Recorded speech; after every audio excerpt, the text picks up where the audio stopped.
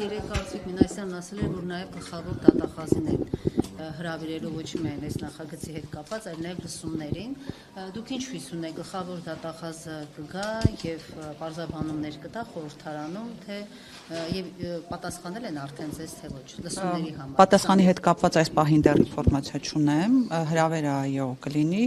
բայց ինքս սա իմ անձնական կարծիքն է, այսպես որևէ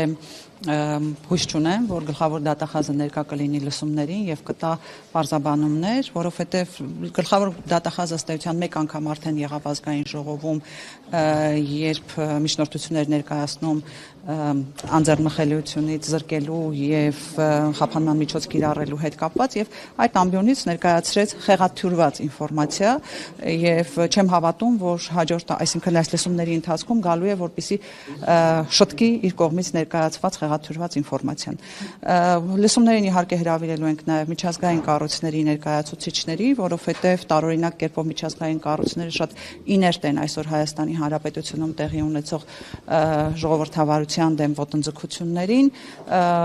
այնպես որ սպասենք պատասխաններին։ Այս հայտարարության հիմնական ինչ է հիմքում դրել, այսինքն ինչ խնդիրներ կան խաղաբանտարկյալների հետ կապված կոնկրետ թվեր եւ այլն, եւ հիմնական ինչ հարցեր։ Հայտարարության մեջ ուրեմն արծարծվում է խաղաբանտարկյալների խնդիրը, ինչպես նաեւ իրավական համակարգի հետ կապված բացթողումները, որոնք բերում են անձանց խաղաբանտարկյալ ճանաչելու կարգավիճակին։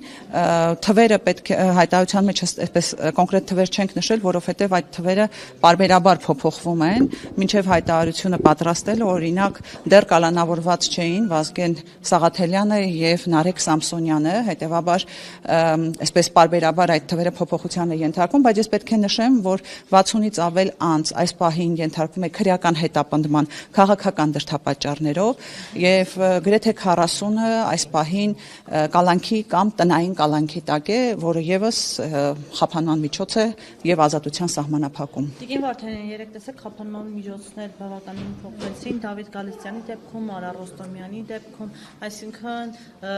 ըստ էության արդարադատություն իրականանում է, ՀԿՊ-ն դա բարձրաձայնում է, ասելով, որ տեսեք, դուք ասում եք դատական իշխանությունը կախված է, արդարադատություն չկա, բայց տեսեք որքան արդար է քննություն իրականանում։ Այդ նույն մարդկանց նկատմամբ այս պահին դեռ շարունակվում է քաղաքական ենթատեքստով իրականացվող հետապնդումը, բայց մենք տեսանք, որ կալանքը տնային կալանքով փոխարինելու կամ տնային կալանքները վարչական հսկողությամբ փոխարինելուն զուգահեռ կին քաղաքական բանտարկյալի նկատմամբ դատարանը կիրառեց եւս 3 ամսով կալանքը երկարացնելու կայացրեց որոշում եւ ավելին տպավորություն է, որ Լիդիա Մանթաշյանի նկատմամբ դատարանի որոշումը հենց կիրառվում է հատկապես պատժելու նպատակով, որովհետեւ մինչ այժմ գրեթե 5 ամիս Լիդիա Մանթաշյանի տեսակցությունները այդ թվում նաև падգամավորների հետ սահմանափակված են եւ սա այո հիմա էլ եւ սա այլ կերպ քան պատիժ գնահատել չի կարելի։ Իր հանդեպ խստության նման։ Երեք Լիդիան իր խոսքում նշեց իր կողմից այսպես նշվող պատճառները եւ ես էլ ունեմ ենթադրություններ, որ այո Լիդիա Մանթաշյանը պատժվում է։ Նա ասում էր, որ ինքը սերով պայմանավոր, որովհետեւ կարծես թե մեղադրանքը շատերին նույնական է։ Իր դեպքում ինչու է այդպես։ Լիդիա Մանթաշյանը նշեց, որ տեղեկություններ է պարունակում որևէ պետական պաշտոնյայի վերաբերյալ կամ միջադեպ է եղել պետական պաշտոնյայի հետ եւ դրանով պայմանավորված են նրան պատժում։ Ես չեմ կարող մեկնաբանել Լիդիա Մանթաշյանի խոսքերը, կարծում եմ ինքը ունի հիմքեր այդպիսի ուրեմն պատճառաբանություններ բերելու եւ իսկ իմ համոզմունքը մնում է այն, որ Լիդիա Մանթաշյանին դատարանը պարզապես քաղաքական իշխանությունների հրահանգով պատժում է։ Տիկին Վարդանյան, նայեք, այս հատկապես ասալա Բագրատ Սրբազանի գործի դեպքում մենք հիշում ենք այդ աղմուկը, ահաբեկչություն եւ այլն, հետո իհարկե պարզվեց, որ այդ ձայնագրությունները այսպես մոնտաժված են եւ այլն, եւ հիմա երբ տեսնում ենք օգոստոսին է կարծես մեկնարկել, հիմա ինչ որ այսպես տնային կալանքների է գնում վարչական մասնակիցներ են այդպես մեծ աղմուկով այդ գործը եւ այլն։ Այստեղ դուք նաեւ այս ընդդիմության կողմից, հանրության կողմից այս ճնշման արդյունք չեք համարում եւ այդ դիզոնանսը, ահաբեկչություն եւ հիմա այսպես շատ արագ Երևանիսը դրամասներ խոսում, հերթով տնային կալանքները փոխվում էին, վարչական վերահսկողություն, այստեղ այս տարբերություն դուք չեք տեսնում։ Ես այստեղ երկու պատճառ եմ տեսնում։ Պատճառներից առաջինը կայանում է նրանում, որ այս գործը այնքան դատարկ է, այնքան սին է, ջուր, փուչիկ, ոնց ուզում եք անվանեք, որ այս պարագայում նույնիսկ դատարանը համոզված չէ, որ կարողանալու է այսպես ապացույցները բավարար են լինելու որոշում կայացնելու համար, դա իմ գնահատականն է եւ հաջորդը իհարկե հանրային դժգոհությունը, հանրային ճնշումը իր արդյունքը տալիս է, բայց եկեք չմոռանանք, խափանման միջոցները փոփոխվում են, ոմանց նկատմամբ կալանքը փոխվում է եւ դառնում է տնային կալանք, մյուսներին վարչական հսկողություն, բայց քրեական հետապնդումը այս անձանց նկատմամբ շարունակվում է։ Այսինքն այս մարդիկ ստիպված են մասնակցել մի դատավարական ֆարսի, որը իրավական որևէ հիմնավորում չունի։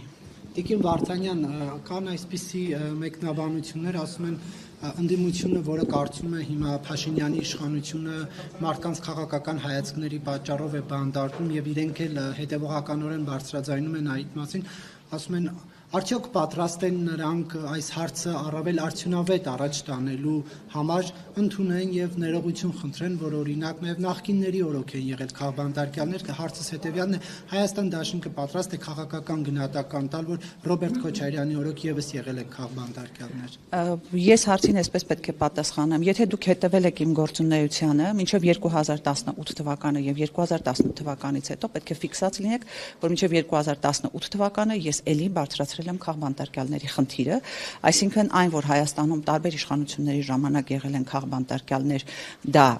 անհերքելի է, բայց եկեք ընդունենք, որ 2018 թվականին այս իշխանությունները եկան նաև այն խոստումներով, որ Հայաստանի Հանրապետությունում պետք է լինի արդարություն, Հայաստանի Հանրապետություն պետք է լինի արդար եւ անկախ դատական համակարգ